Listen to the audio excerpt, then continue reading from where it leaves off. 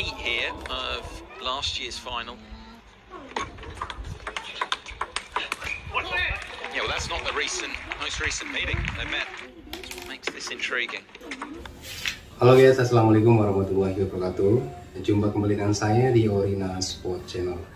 Ya teman-teman semua, kali ini saya akan membahas satu topik mengenai bagaimana cara memasang ataupun posisi karet ya di dalam prim atau di dalam bed ya. Jadi sebetulnya bahasan ini bahasan yang dibilang penting nggak penting, tapi juga kadang-kadang orang bingung ya. Saya harus memasang karet itu bagaimana? Posisi karet itu untuk forehand yang sebelah mana, untuk backhand yang sebelah mana? Jadi kita mesti melihat dulu ya. Kita mesti melihat dulu posisi daripada si blade ya, atau posisi dari blade ini ya. Ya, misalkan saat kita beli ya, itu kan di depan itu di posisi handle ya, itu suka ada misalkan nih ya, ada merek tuh ya, ada merek misalkan Primora Carbon ya, ini ada merek Primora Carbon. Nah biasanya, bukan biasanya, memang sudah bisa dipastikan ya, yang ada merek ini ya, ini sudah pasti untuk posisi forehand ya, sudah pasti untuk posisi forehand. Kemudian yang tidak ada mereknya itu sudah pasti untuk posisi backhand. Pertama itu ya. Jadi kita mesti melihat terlebih dahulu bagaimana posisi dari merek itu sendiri. Apakah mereknya itu ada di posisi forehand atau backhand. Tapi yang merek itu pasti posisi forehand ya. Pertama itu. Terus yang kedua, apabila kita melihat bednya itu kan ada beberapa tipe ya, ada tipe ofensif, ada tipe defensif ya. Untuk tipe ofensif ya seperti yang saya terangkan tadi, sementara untuk posisi bed bertahan ya, itu posisinya itu kita mesti lihat. Biasanya ada yang bed itu ada yang untuk setengah separuh karbon, terus separuh ZLC, separuhnya non karbon ya. Nah untuk yang separuh yang menggunakan lapisan karbon, kita lihat sisi ininya ya, lapisan karbon ya, itu kita mesti lihat bagaimana kondisi fisiknya ya, maksudnya apakah memang betul itu karbonnya ada di bagian itu atau tidak. Dimana yang dipasang karbon itu sudah pasti itu untuk forehand, dan yang tidak pakai karbon itu untuk posisi backhand. Nah ini normalnya seperti itu. Memang ada beberapa orang yang menggunakannya kebalik ya. Nah, tapi kita berbicara secara normal saja. Jadi seperti itu ya teman-teman. Untuk posisi bed yang defend, tapi defendnya defend block ya, itu dengan menggunakan cara seperti itu. Jadi yang tidak menggunakan karbon itu pasti biasanya untuk pintik ya. Kemudian yang menggunakan karbon yang menggunakan karbon itu udah pasti untuk polos atau untuk licin ya. Jadi dengan kita sudah mengetahui bagaimana cara memasang karet ya, cara memasangkannya itu di mana ya, itu akan lebih mempermudah kita untuk memastikan bahwa ini untuk forehand, ini untuk backhand. Nah kemudian yang berikutnya, saya sering dapat pertanyaan nih, kenapa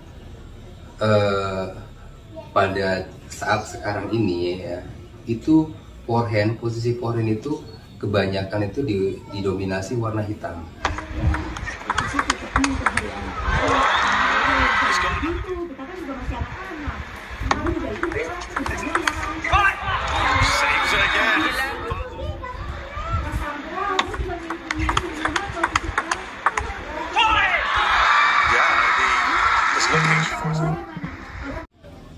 Dan backhand itu selain warna hitam, kalau sekarang ada warna ungu, ada warna merah, ya kan, ada warna hijau, itu biasanya untuk posisi backhand.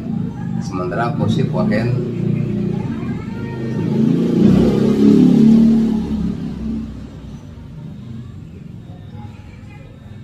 sementara untuk posisi forehand masih didominasi warna hitam. Nah, ya ini ada beberapa alasan ya. Kalau yang saya tahu sih, yang pertama karet warna hitam ini ya, karet warna hitam ini mempunyai kekuatan ya, maksudnya materialnya itu biasanya itu lebih kuat daripada warna merah. Makanya ditaruh di forehand.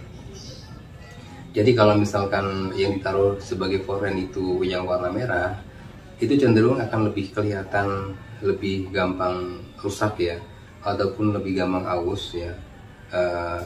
Dan apa namanya? Intinya cepat diganti lah, cepat ganti kalau yang warna merah itu. Jadi dalam singkat kata, warna hitam itu lebih awet daripada warna merah. Nah, ini sih menurut saya dan beberapa informasi yang saya terima ya. Terus yang kedua, itu sebetulnya ya bisa dibilang tren ya. Jadi kita bisa melihat para pemain dunia ya, itu rata-rata menggunakan warna hitam itu sebagai forehand ya, dan warna lainnya itu di backhand. Nah ini kan sebetulnya menurut saya satu hal yang bisa kita bilang itu sengaja atau bagaimana yang dilakukan oleh para pemain internasional ya. Pasti ada alasannya kenapa harus hitam.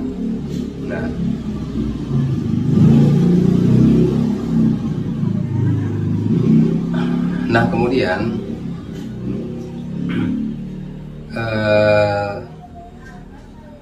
selain tren itu tadi, memang setelah kita menggunakan warna hitam sebagai forehand ya, itu akan menimbulkan satu hal ya, biasanya menjadikan sugesti. Jadi saya lebih tersugesti apabila forehandnya menggunakan warna hitam. Jadi kalau misalkan saya sekarang menggunakan forehand dengan warna lain selain warna hitam, jadi sepertinya kayak saya tidak yakin dengan pukulan saya. Ya Anda bisa percaya atau tidak ya, itu saya kembalikan kepada Anda. Tapi yang jelas, setelah kita menggunakan warna hitam sebagai acuan warna forehand untuk forehand ya, itu kita dengan sendirinya akan tersugesti. Ya, jadi betul ya teman-teman. Jadi masalah sugesti dalam pemikiran kita itu memang ada nyata adanya ya. Jadi setiap kita menggunakan karet ya, kalau tidak sesuai dengan warna yang sudah tersugesti ke alam bawah sadar kita, memang membuat kita nggak yakin ya. Jadi menjadi alasan pada saat kita main kemudian kalah. Ini warnanya sih harusnya warna hitam nih, bukan warna merah. Jadi nggak cuma saya sih sebetulnya ya. Kalau saya tanya sama teman-teman yang lain, juga jawabannya juga sama. Jadi memang sudah terbiasa menggunakan hitam di depan. Jika diganti atau dirubah, ya bukannya nggak bisa, tapi butuh penyesuaian. Butuh waktu untuk merubah dari hitam ke warna yang lain ya. Dan sugesti itu kan nggak gampang ya. Memang kalau sudah tersugesti agak sulit untuk melepaskan itu. Nah kemudian kalau untuk backhand ya, kalau menurut saya untuk backhand itu justru menggunakan warna merah, warna hijau ataupun warna yang lain selain warna hitam, menurut saya tidak tersugesti ya. Morimoto's game. No one was nice there. Got low. Take advantage of everything. Make your own look. Try the angle there, but I mean, Wang Chuqin, we see it. And if it's passive. Ya kecuali warna hitam ya. Untuk warna yang lain oke aja nih. Selain hitam, mau warna pink, mau warna hijau ataupun mau warna biru, menurut saya oke aja sih. Nah ini anehnya itu seperti itu guys ya.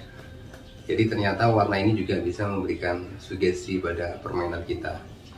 Nah itu sepertinya ya teman-teman semua, bagaimana cara memposisikan karet di kayu, dan juga kenapa ya alasan kenapa harus warna hitam di forehand. Tadi seperti alasan yang sudah saya sampaikan cukup bisa dimengerti ya teman-teman semua. Oke teman-teman semua, jangan lupa untuk subscribe, like, and share di channel Orina Sport ya. Mudah-mudahan channel ini bisa memberikan informasi yang bermakna buat teman-teman yang sedang belajar tenis meja.